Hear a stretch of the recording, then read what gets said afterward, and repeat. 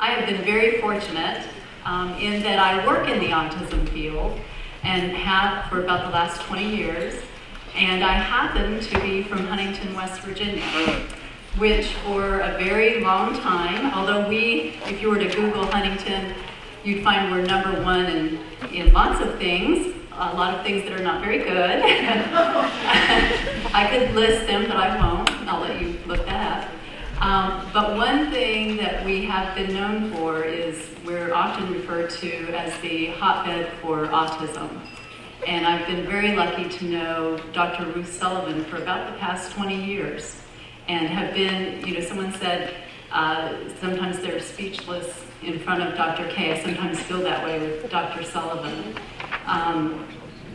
She has a long list of accomplishments in the field of autism. She's internationally recognized. She created 2 nationally recognized centers for individuals with autism and their families in the state of West Virginia, one of which I had the privilege of working at for a very long time. She lobbied for the creation of federal legislation for the education of individuals with autism, which impacts the lives of every family who has a child with autism. She served as the consultant for the movie Rain Man, which was one of the first movies to accurately portray an individual with autism. So if you haven't seen Rain Man, you need to go see Rain Man. More than anything else, I admire Dr. Ruth Sullivan for her calm, steadfast persistence in advocating for and supporting her son and others who have autism. Dr. Sullivan?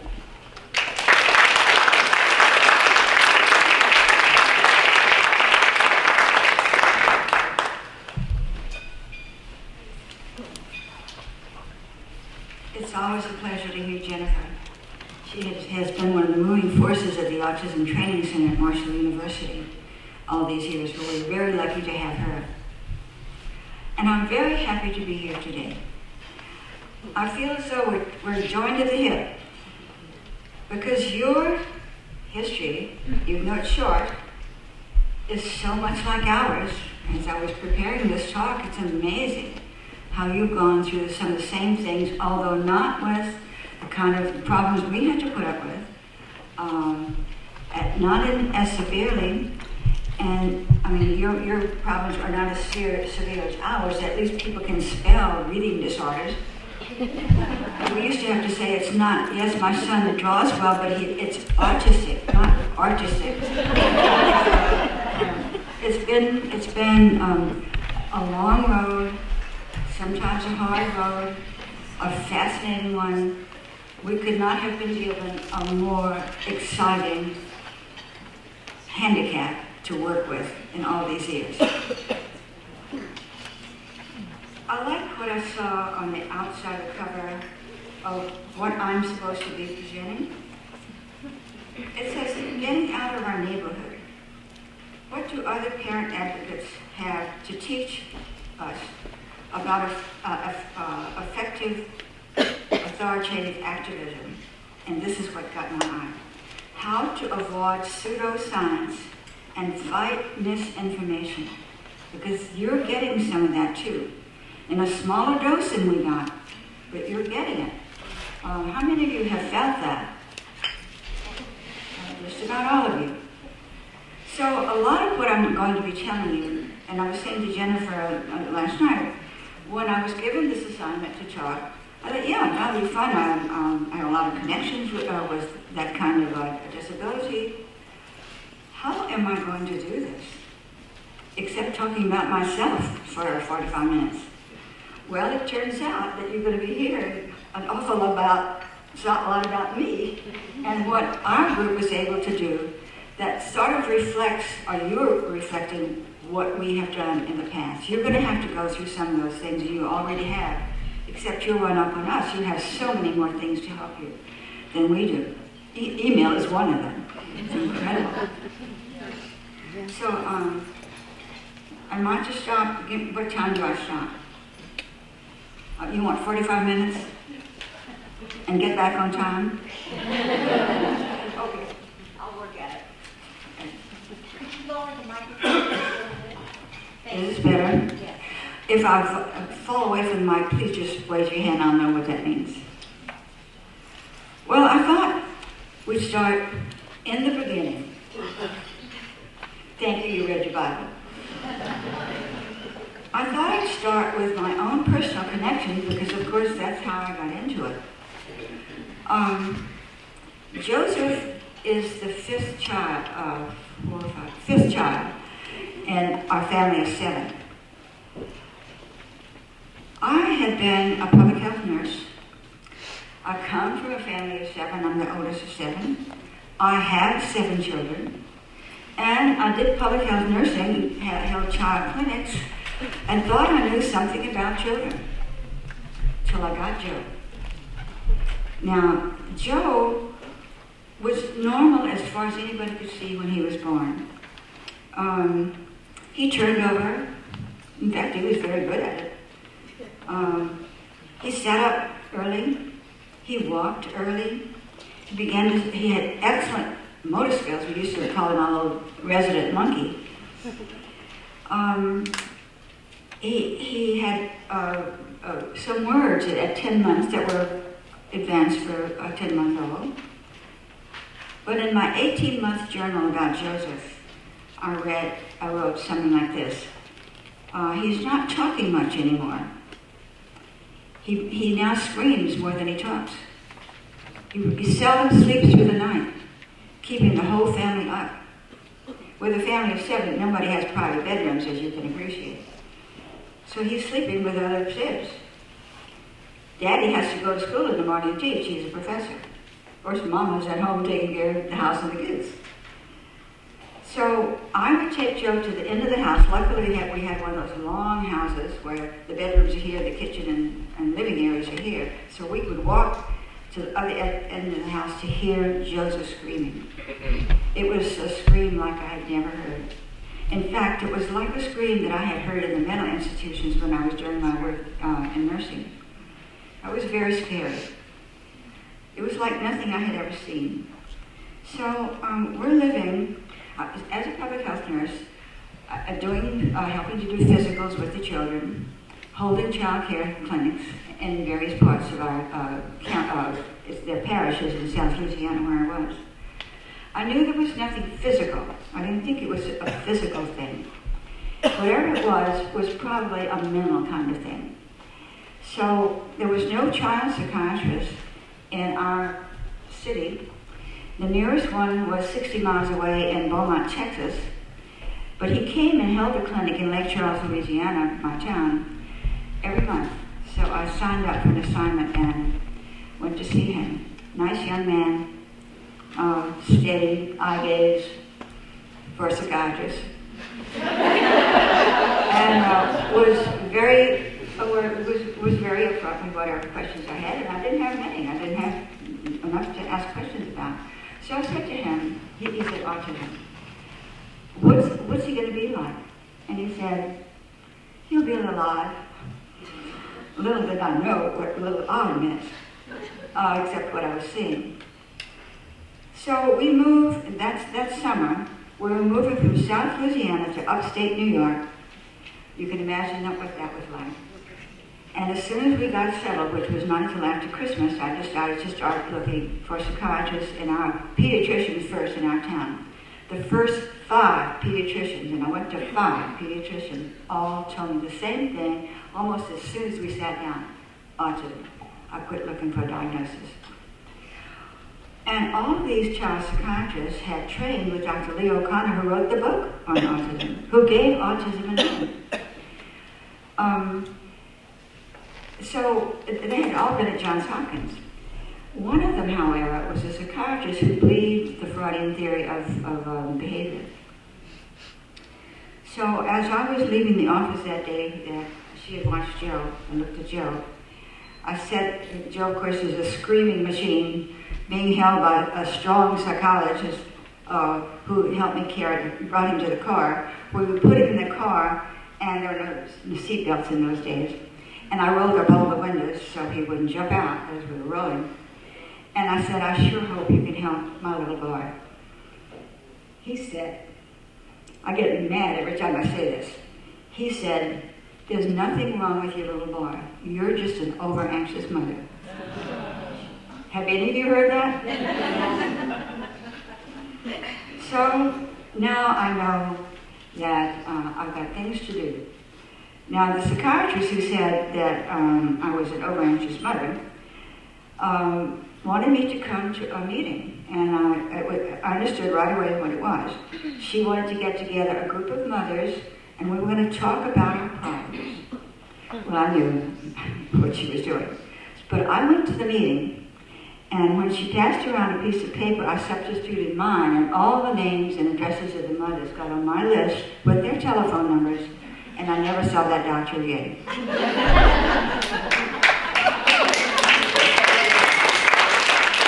I warn all of you, if anybody tells you that, get your hat and leave. You don't even have to pay your bill, tell them I said so. So we get together and things began to happen. We've got a plan, we've got things to do. One of the things that we need to do is help other parents to see, well, you know what they have to do, what was going on. Now, I have to let my family know that whatever's happening to Joe has a name, and it's called autism. Now, we're in upstate New York. My nearest relative lives 2,000 miles from me. I have a large family. We're pretty busy. But I have to get these people together. But I let my family know. Only one member of my family responded and said, I'm sorry to hear that. She didn't know what autism meant. I told her a little bit about it. And interestingly, when I began to tell my friends, like in the League of Women Voters or the church groups, that my little boy had a diagnosis of autism, suddenly we were not on anybody's invitation list to go to parties. Because there were psychologists among them, there were physicians among them, lawyers, nurses, social workers, and they all knew what autism meant. It was mother's fault, and we were the bad refrigerator mothers.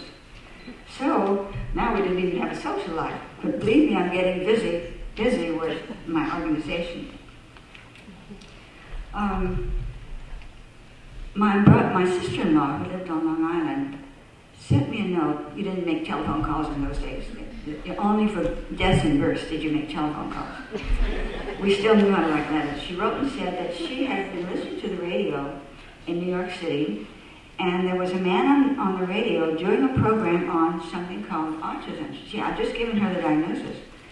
And she said, I got his name and his telephone number. You may want to contact him.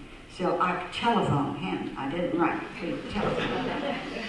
And he was a father of an autistic child and had made a presentation, probably the first ever in the country, as far as we know, on something called autism. And he said, you might want to read a book called Infantile Autism by a man named Bernard Rimland. It turns out that infantile autism, and the name of the book, the full name of the book is Infantile Autism, the Symptoms and Implications for a Neural Theory of Behavior. A neural theory of behavior. I was very interested because I had not seen anything in the literature that I had read. By the way, I did read the literature as the psychologist said that I should. And when I asked her what to read, she said, there's nothing I can recommend to you. You'd just be confused. Well, nothing could have sent me to the library faster than her telling me I was going to be confused reading. So I read the book, and I called him immediately. No, I didn't. I wrote to him. He called me immediately. And said that I had an autistic child, and we really need to meet and start a national organization. Well, immediately when he contacted me, he says, that's just what I have in mind. We've already, people who read my book have been writing to me, and I'm calling a meeting of all these parents in the northeastern part of the United States in Teaneck, New Jersey on November the 25th that year, which is 1964, I think. And we met in the home of one of the parents in New Jersey. We gave ourselves a name. We said we had to organize. We gave ourselves a name, and that night we named ourselves the National Society for Autistic Children. There were about 30 of us there. and they all went home. Now, I had already been organizing in Albany, New York. We had the first chapter, the first active chapter in the country. Now, there was one other, well, that's another story. So now we have an organization going, and now I'm that lady who has an autistic child. I want to go to meetings. I want to go to psychiatrist meetings, because in Albany, New York is the capital. They have a lot of meetings there. The Physicians Association, APA, for physicians, for psychologists, psychotherapists, all had meetings in Albany, New York, and I wanted to go. I didn't dare tell them I was a mother of an autistic child, much less the president of that organization. So I had to slip in and make sure nobody spilled the beans that I was a mother to get into the meetings. And I could hear what they were saying. Then as I began to work and organize and read more, I began to read some books. Of course, Leo Kanner's was a small book called Autistic Disturbances of Affective Contact. And it was a book, by the way, he was the first child psychiatrist in the United States coming here as a refugee as an Austrian Jew fleeing the Nazis. And so he, smart as he was, he got himself a job in South Dakota at the State Mental Institution. He had been much more than that in his hometown. But in order to get to the United States, he had to have a job, and he got himself a job. He knew he was going to Johns Hopkins. That's where he wanted to go, and that's his whole life, as I understand it from what I've read and heard about him, was to get to Johns Hopkins. Within a year, he got appointed to Johns Hopkins and was the first child in the United States. Now he's at Johns Hopkins. So now he's able to train psychiatrists with a little bit more sense than what the others had, because he didn't really wrap himself around the Freudian ideas. And his book, his article was really an eye-opener and kind of showing us the way that you don't have to put up with all the stuff that you're hearing in all the other publications. Then comes, that was 1943. In 1967, now we're organized, we're making some noise, we've got chapters throughout the country, we're recruiting, we're in newspapers, and by the way, like you, I'm sure, but maybe more than you, our people our children are so interesting because of how odd they are. Here you have a beautiful little boy who could read at age 4. One day we were driving down there someplace. Joseph was in the back seat of the station wagon, I'm driving, we're alone. And we're driving down the road, and all of a sudden he's covered with his blanket, sucking his thumb, and all of a sudden the blanket comes off, and he says to nobody in particular, "Dangerous intersection." He's 4 years old.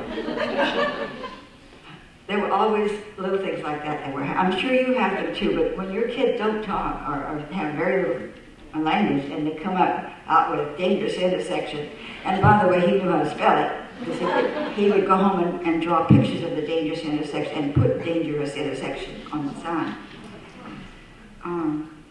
So in 1967, we're still fighting the whole Freudian thing. Here comes a book, The Empty Fortress. Does anybody know that name? It was, did you raise a hand? One hand. Okay. You must be a professor at a college that you teach this course. The Empty Fortress was by Dr. Bruno Bettelheim. Have you heard of him? Okay, Bruno Bettelheim wrote a book called The Empty Fortress, Infantile Autism and the Birth of Self. I want to read from you some excerpts from his book.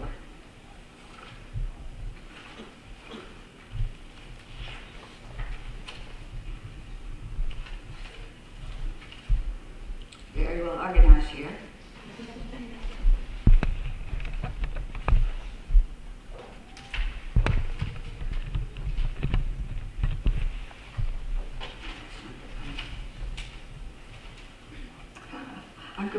left it.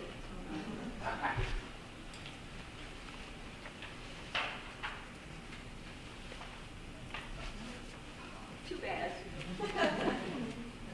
In it, he talks about the parents are cold, unresponsive, hate their children, they don't want children, they take out their hatred on the children, their refrigerator types, the marriages are usually troubled marriages. The mothers, and it was mothers, it was not the fathers so much, but the mothers, and it went on and on and on. And I was going to have fun reading them to you because they're amazing. Let me make sure I can do what I want. Thank you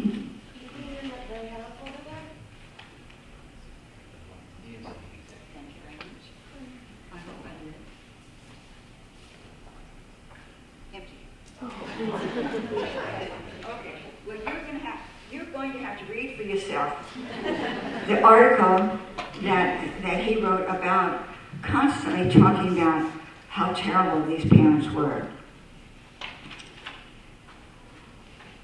So now he's famous.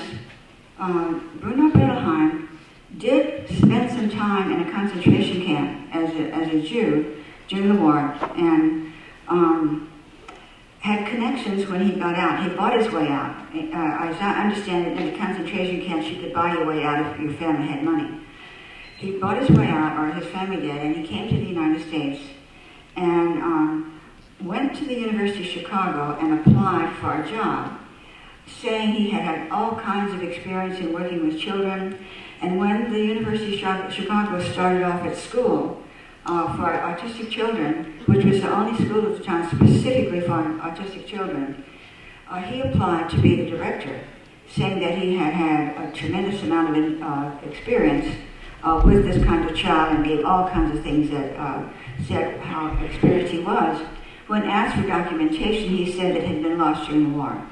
So the University of Chicago found him, hired him, and he started the school. It's called the Orthogenic School. And in it, the children were, by the way, most of whom were not kids with autism. They were kids who had other behavior disorders.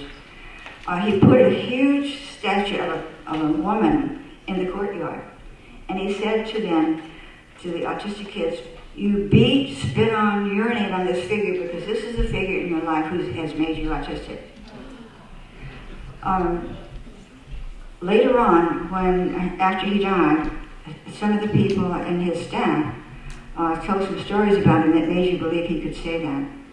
Yet this man was writing nonstop about autism and what the conditions were in autism and what the parents were like, especially the mothers. There was a well-known talk show host.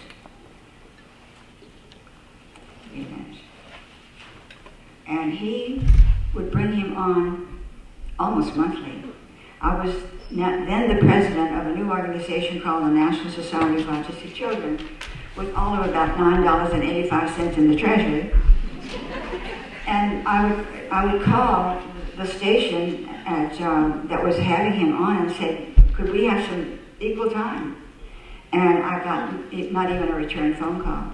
But he was on national, international, not so much TV, but radio, talking these things. He was the expert on autism that people looked to for some information.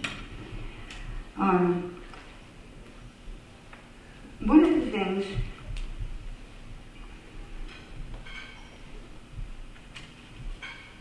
I found it. Now I'm going to have a good time. In 1997, a man who was a writer published a book called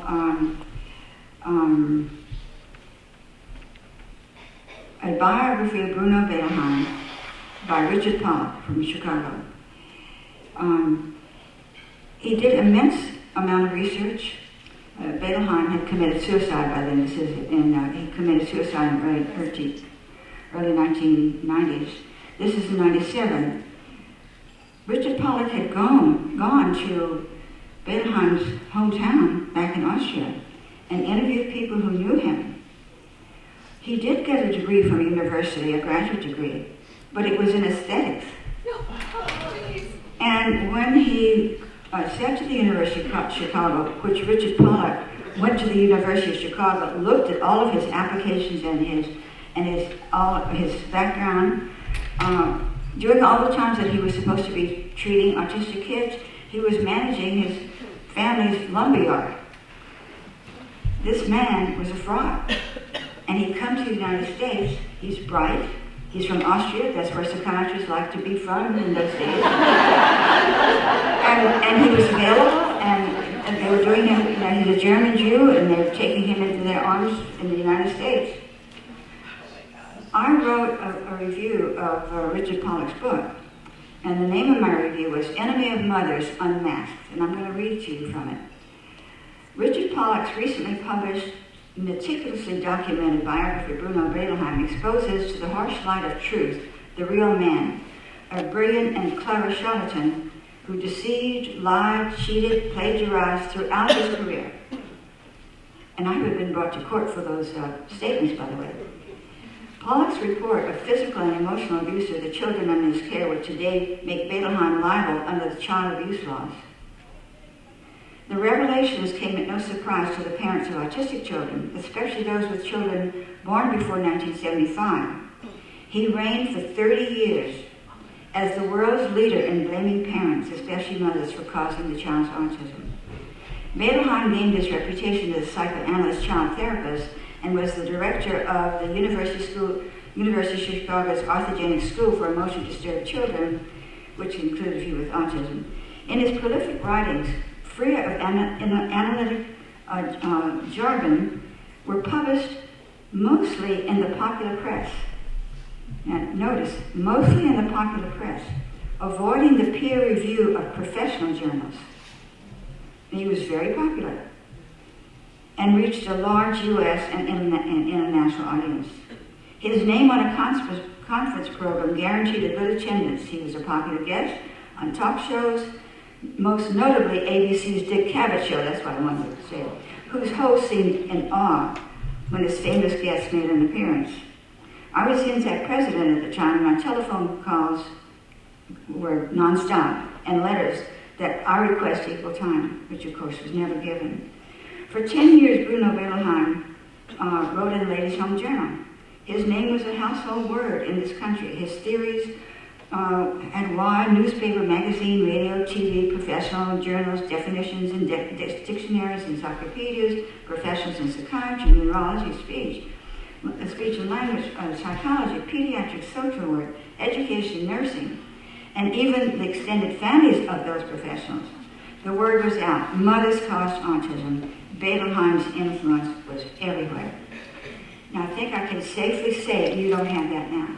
I pray you don't have that now. If you do, get busy. Now, parents knew better, but we had no forum. That was one of the main reasons that Bernard Grimland founded the National Society for Autistic Children, now ASA. In 1969, at our first annual meeting, we heard a few brave professionals who came to the meeting, there was a physician pair, I told you about the two pediatricians in New York. They were husband and wife, and they were at those meetings and constantly being supportive of what we were doing. And I'm sure you're finding that too.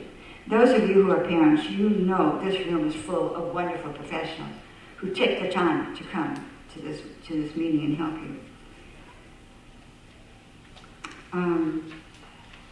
We asked at our first national conference in 1969 for Dr. Lee O'Connor to speak. He gave autism its name in 1943. I told you, autistic disturbances of affective contact. And he's often called the father of autism because he gave it the name. As you know, autism, auto means self. And so because people with autism are typically very self-involved and self-centered, that was a good word, actually a very good word. He thrilled the banquet audience, mostly parents, with, and I'm quoting, "I hereby acquit you as parents." We love that, of course. He also called Beetle's 1967 publication the Empty Book. Remember, it had been called The Empty Fortress? He called it The Empty Book. He got lots of applause for that one. Beetlehan published The Empty Fortress, Infantile Autism, The Birth of Self in 1967 at the apex of his fame. All right, I told you some of the others. The Empty Fortress, now this is Bruno Beetlehan's book, included such statements as, wherever we have penetrated, we have found hatred extreme and explosive. This is a book in the United States that people are quoting. We have found behind the hatred was always the longing externally thwarted,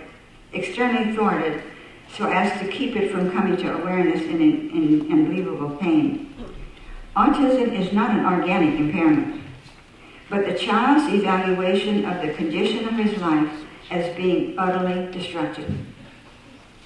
Have any of you been told in language like that? Have any of you?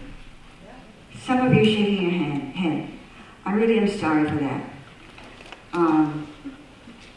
There ought to be a way to get some times in your thoughts. And we used to make jokes about it, that whenever somebody said, oh, the sun's shining today, somebody would say, you say the sun's shining? Pollack's life intersected with Beetleheim's in 1944 when Beetleheim became the head of the orthogenic school. Richard Pollack was living in Chicago with his brother who has autism. And the family had sent his brother to Beetleheim School. Pollack is a journalist and a writer. So many years later, after Beetleheim's death, he's writing this book about Beetleheim. Stephen died with a fractured skull in 1948 when he accidentally fell from a barn log.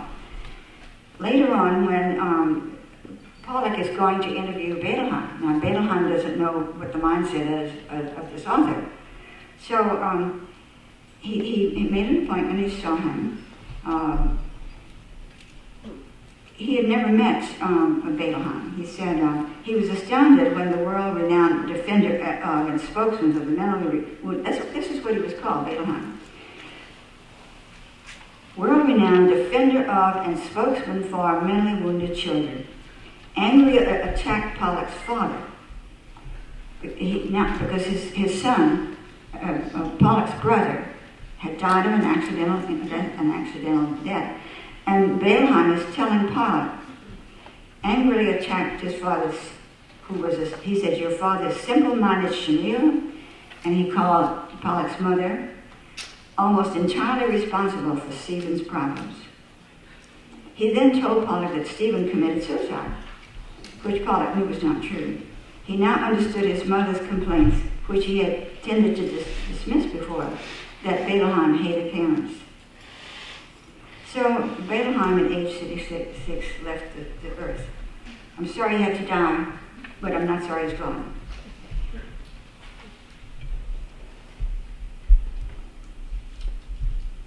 So, let me get on to other things here. I wanted to tell you a little bit about the climate that we were working in over and above this. We organized the first annual conference, and I felt so in touch with Laura when she was speaking this morning. This is your first annual conference, and I'm speaking about our first annual conference. And it was pretty, I could feel you in the hall. But kind of the same, kind of excitement that you have when you meet people who think like you, who have children like you, who work with children like you, and you understand, you don't have to explain. It was just an amazing meeting.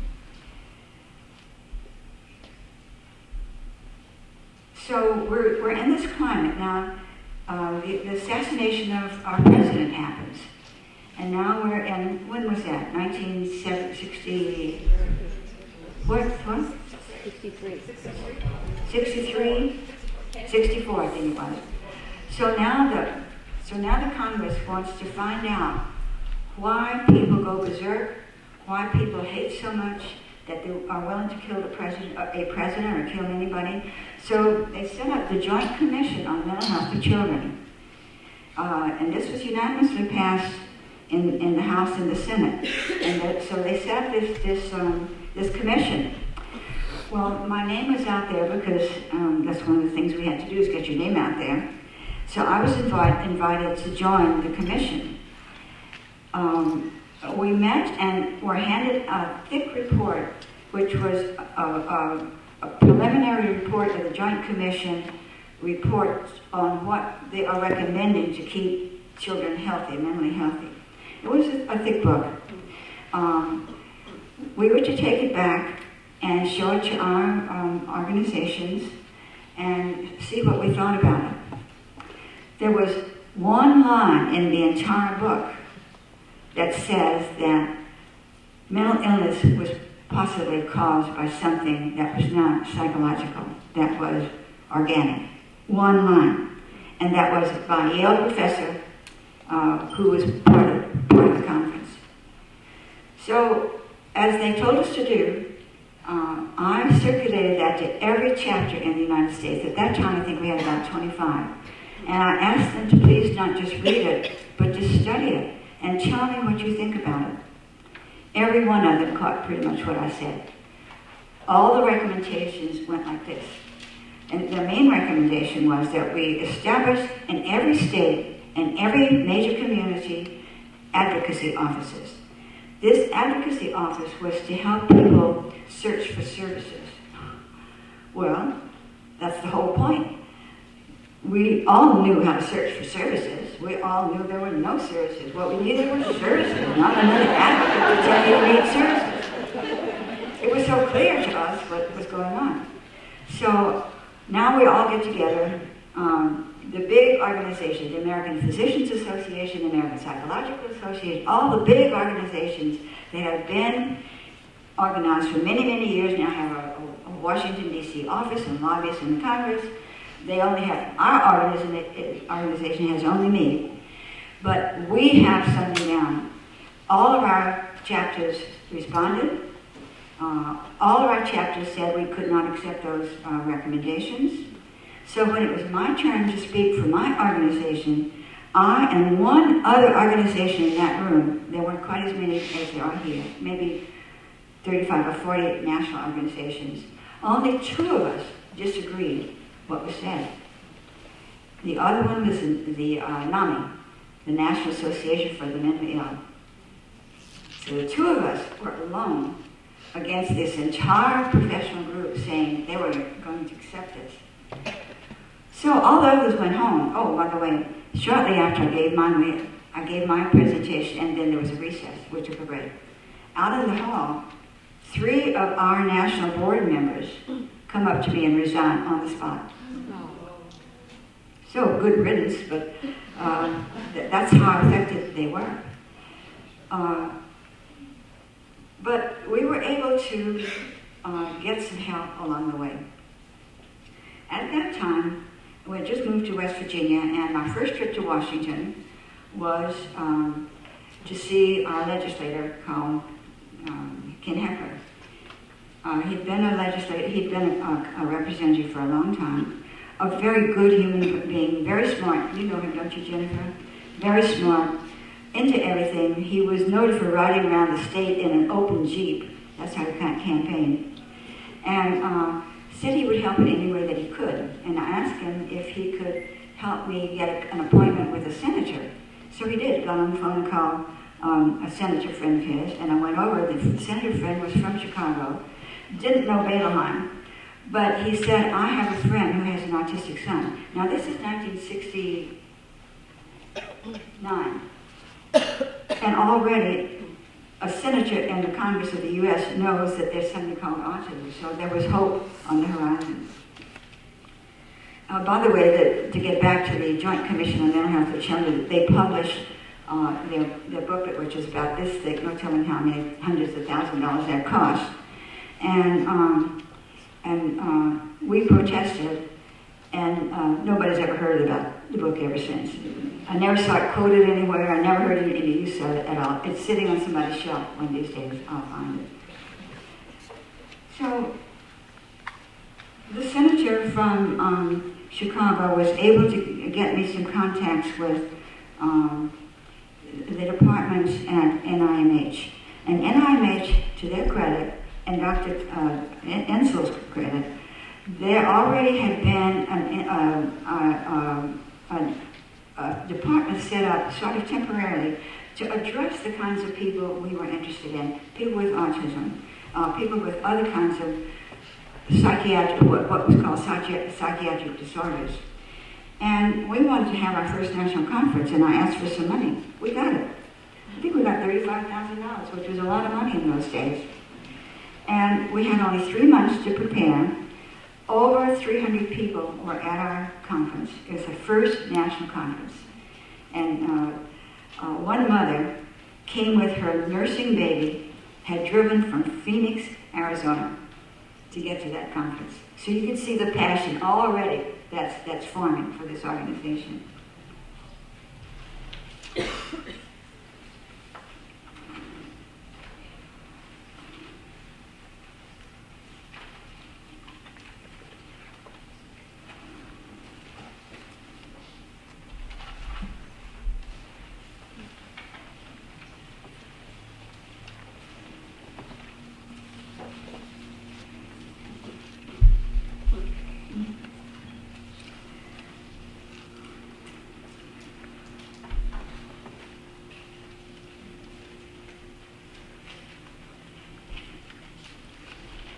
Sorry, folks. I wave my hands too much.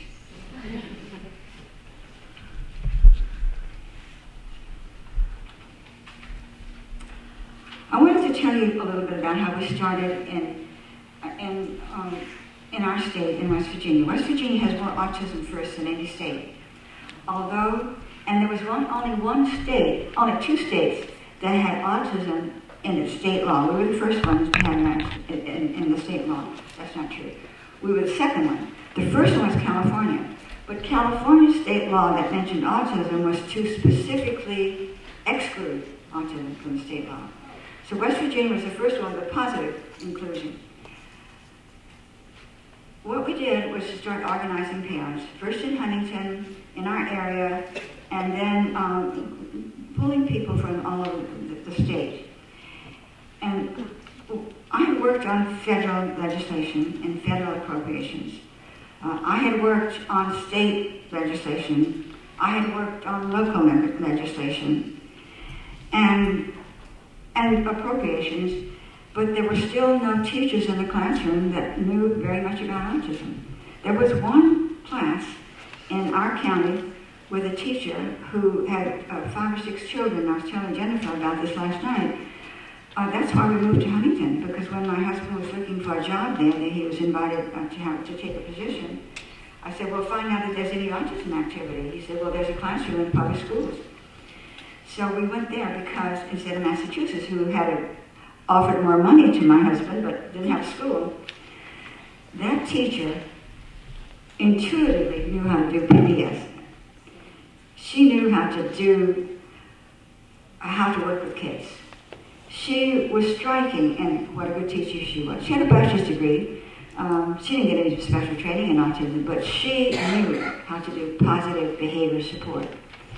I didn't know what it was called at the time, too. There was no such name at the time. And she was wonderful about helping us with Joseph. Now, Joseph was there from the 4th grade on until he finished school, and he goes to middle school.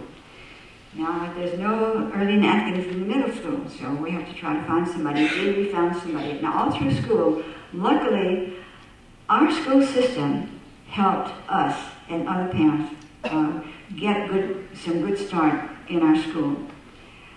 What was happening, though, we still didn't have good teachers, trained teachers. So we went back and I wrote a draft of a bill for an autism training center, so that at Marshall University, there would be a place specifically for people who are going into classrooms with autism. And it was established 1994? 1984. 1984, yeah. And Jennifer has been on that staff for a long time. And we had an autism training center in Huntington, West Virginia. Not only is, and I'm telling you all this because if you haven't done it this way yourself, you may want to be thinking about that. In fact, I mentioned that to somebody this morning.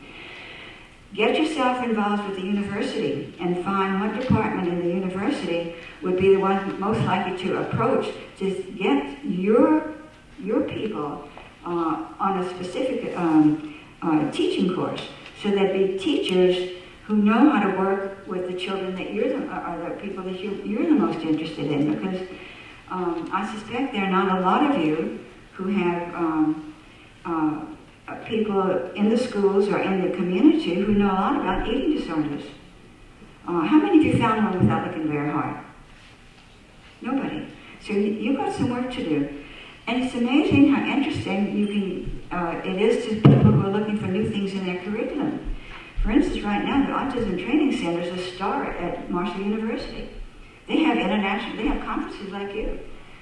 They're all over the place speaking. They're publishing. They're teaching teachers. They're helping students. We have one of the first organizations that can, at the university, who can take in.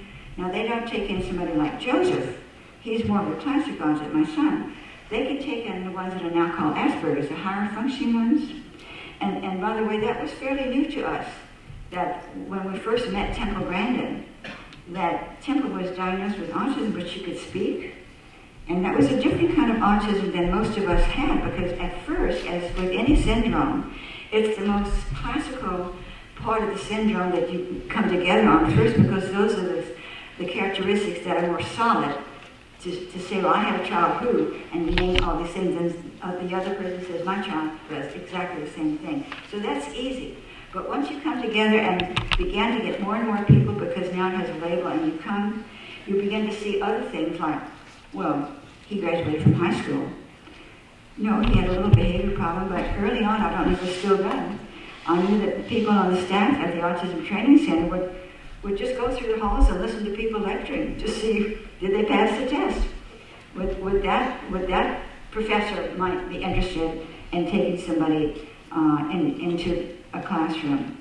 And sometimes it's tricky, because even though they're high function, they still have some behavior problems that sometimes are difficult to deal with, especially in a university setting where you don't behave like that. You get into trouble.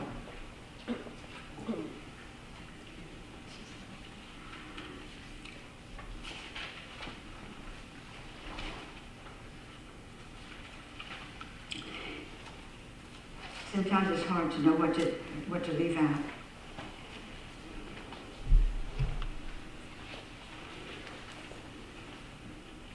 I wanted to tell you a little bit about our first client. Because I was an advocate in autism, and because we had had lots of good publicity, and as you heard Jennifer say, I was very much involved in talking with Dustin Hoffman about the character of Rain Man. In fact, he studied an award-winning documentary about Joseph, my son, at about age 18. And he found that audio. It was made by UCLA Medical School. And Dustin Hoffman's staff found that video. UCLA wouldn't check it out to him. They made him read it. I later talked to the people at the UCLA Information Service, and they said when they gave Dustin Hoffman that video, he went into a room aside from their room, and they could hear him in there for hours at a time trying to imitate Joseph, and just trying to get it right. One day, I got a call. I was in Los Angeles visiting, and I had told the office, "Don't call me unless it's necessary." I had just gotten to my sister's house. Phone rang. It was for me, and she says, "Your office. What went wrong?" We had just opened up a group home. What went wrong? It was my staff at in Huntington saying, "Dustin Hoffman's office called you and wanted to know if you had time to visit with him today." You know, I had time in my schedule. So we went on site, and we sat down with him and Steven Spielberg and with Tom Cruise, and it was a wonderful meeting. The way they had researched it, and I could tell by the way they were talking that they were going to handle it right. Of course, Dustin Hoffman always handles things right in my book. He's such a good actor. At one point, we were sitting in a very unsophisticated-looking office with folding chairs, and he was sitting to my left, and all of a sudden we're talking, and I noticed the chair gets being pushed back and back, and all of a sudden I hear Joseph talking behind me. That's how well he was imitating Joe. So Dustin Hoffman and Spielberg and their company who put it out advanced autism by 25 years with that movie because it was such a good personification of what a certain kind of autism looks like. I hope you'll be lucky and find somebody like that. And I wouldn't be surprised if you can. You've got a national organization now. You've got energy, you've got smarts, you've got a wonderful group of people in the leadership. You're savvy, you're in Washington, D.C. You can get places because nowadays you have the internet. You can do so many things we couldn't do before. You can make contact. I would suggest you contact somebody, if you know somebody in Hollywood. Suggest that they come and make a movie. Because that movie, Rain Man, I'm still getting calls about Rain Man, helped us tell the story about autism. And you could do that too. You have so much going for you. You have a long way to go. And it's heart-wrenching sometimes. But you can make it. You're going to make it with the help of this kind of organization. I wanted to end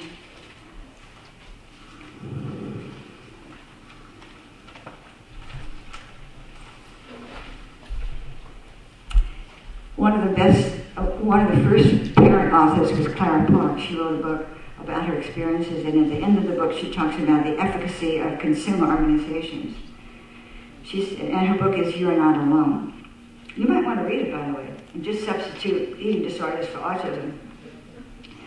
And she says, it has been exhilarating and exhausting, learning together some things, reading, teaching each other, working, talking, wearing ourselves out, and communication.